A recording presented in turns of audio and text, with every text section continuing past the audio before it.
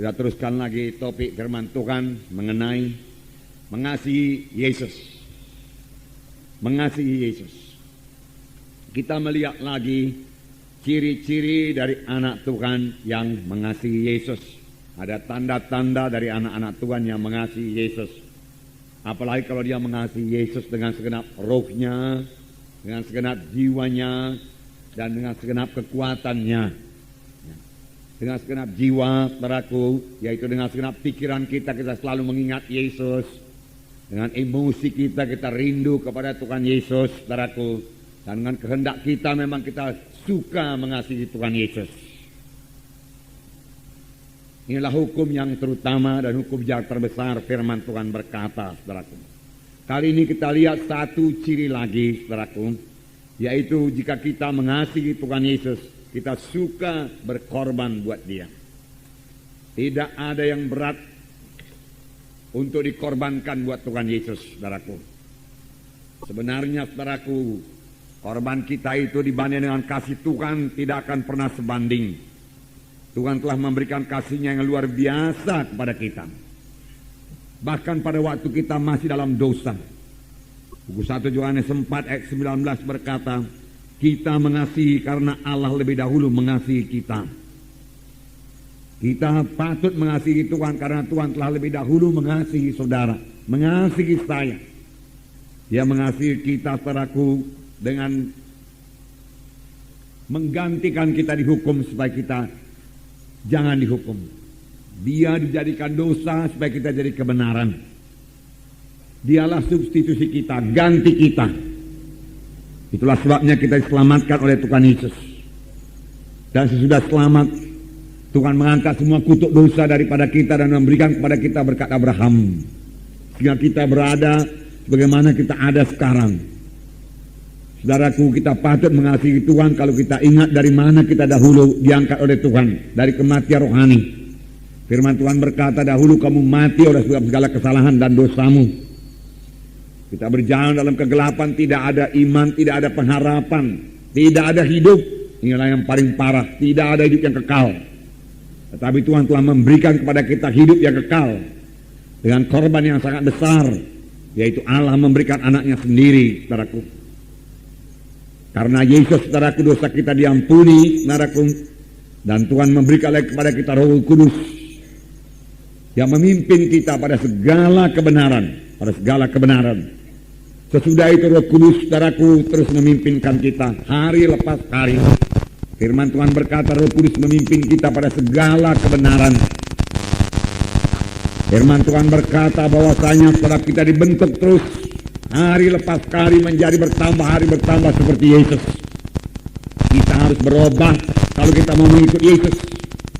Kita harus berubah dalam pemikiran kita kalau kita mau mengikut Yesus dan sampai kepada panggilan Tuhan Yesus. Kita harus berubah dalam karakter kita, tingkah laku kita kalau kita mau, saudaraku, memuridkan orang lain, saudaraku. Karena memberi teladan adalah yang paling perlu dalam memuridkan orang lain. Kita tidak bisa memuridkan orang lain dengan mengajar saja, tidak. Orang lain melihat hidup kita yang berubah, pemikiran kita yang berubah. Orang lain harus melihat hidup kita yang suci, saudaraku. Dan ini terjadi kepada kita pada waktu Roh Kudus menyadarkan kita ini orang berdoa, kita ini memiliki lagi karakter-karakter yang diubahkan dan kita mau diubahkan dengan bertobat, Jadi bertobat ini, saudara, bukan yang pada waktu kita menerima Yesus saja. Bertobat, saudaraku, kita laksanakan sepanjang kita di dunia ini.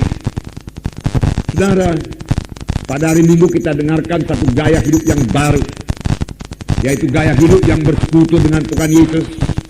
Gaya hidup, saudaraku, yang berkata-kata dengan Tuhan Yesus, saudaraku, selalu. Gaya hidup berdoa, gaya hidup yang mengingat Yesus, saudaraku. Saudara, satu lagi, saudaraku, saya tambahkan kepada saudara, gaya hidup bertobat. Apa, saudaraku? Gaya hidup bertobat. Kapan Roh Kudus, saudaraku, menegurkan ada sesuatu dalam hati kita yang tidak turut dengan kehendak Tuhan, segera kita bertobat, kita tinggalkan.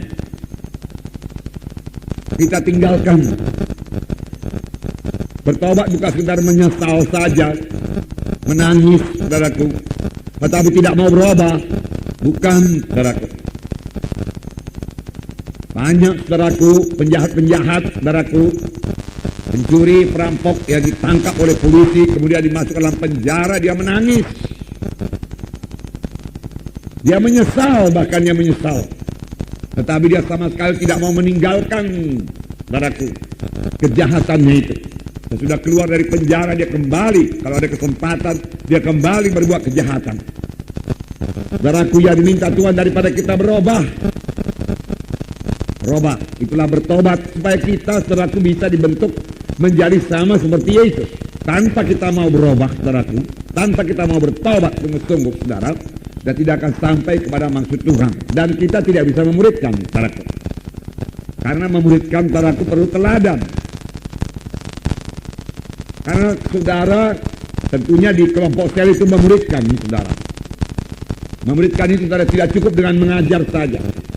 Tapi orang harus dapat membaca hidup saudara.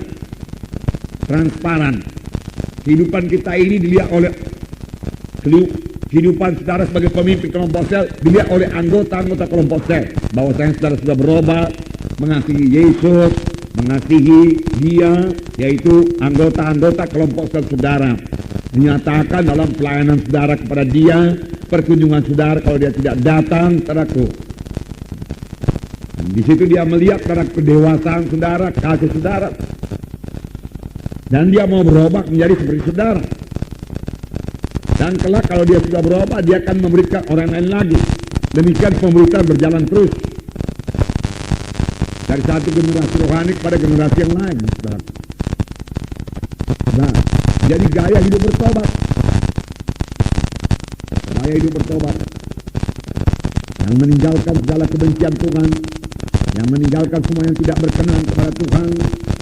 Yang meninggalkan semua tabiat-tabiat lama. Yang tegurkan Tuhan kepada kita, kita tinggalkan. Kita mau dengar nanti mengaku kekurangan kita, saudaraku. Kalau kita masih merasa diri kita benar, saudaraku, kita belum bisa bertobat. Kalau kita merasa diri kita lebih baik daripada yang lain, kita tidak bisa bertobat. Bertobatlah kamu sebab kerajaan surga sudah dekat. Di manakah Yohanes mengajar? Padang belantara, saudara baca. Dan orang-orang datang padang belantara untuk mengaku dosa dan bertobat dan dibaptis sungai Jordan. Saudara, dan ketika orang Farisi dan Saduki datang kepadanya, saudaraku, Yohanes Pembaptis berkata, keluarkanlah buah-buah yang berpadan dengan pertobatan. Karena orang Farisi ini orang yang sangat beragama. Dia mengatakan dirinya itu mematuhi hukum Taurat. Tetapi buahnya tidak ada. Buah pertobatan tidak kelihatan. Namanya saja, saudaraku, beragama. Saudara, agama Kristen tidak menyelamatkan, saudaraku. Gereja, saudaraku, tidak menyelamatkan. Yang menyelamatkan yaitu Tuhan Yesus. Amin, saudara. Siapa yang memiliki Yesus, saudaraku, percaya kepada Tuhan Yesus, dia akan diselamatkan. Dia beroleh hidup yang kekal.